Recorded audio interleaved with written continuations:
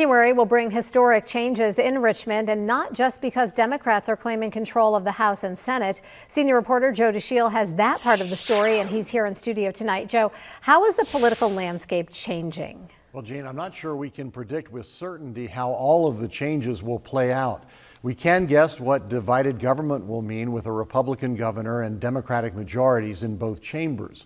But major turnover is also coming, and that could have a major effect on the legislative process. When lawmakers return to the familiar surroundings of Jefferson's Capitol in January, they'll open a brand new chapter of Virginia's political history. That will include the narrowed Democratic majorities in the House of Delegates and the state Senate, but also a large number of new faces and some old hands taking on new roles.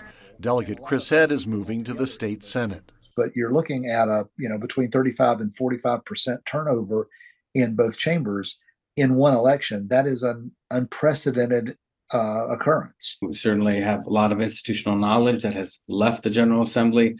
So some of us who have been there for a few years will be working hard with our new teammates to try to get people caught up and make sure that we're doing the best that we can specifically for our region. Fresh blood could bring movement on legislation that has stalled in previous sessions. Some observers fear a new generation of elected leaders will stoke the partisan divide.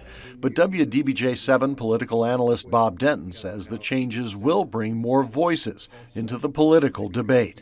40% of the senators will be brand new, never served before. 33% of the House.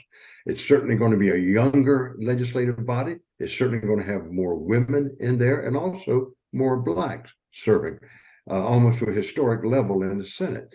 And so it's going to be a very different legislature. We've had divided government for the last 2 years, and lawmakers were able to find common ground on mental health funding, education, and tax relief, for example. Jean, lawmakers on both sides of the aisle say they're optimistic they'll still be able to come together on key issues. All right, and we will be covering it all come January when the new session begins. Joe, thank you.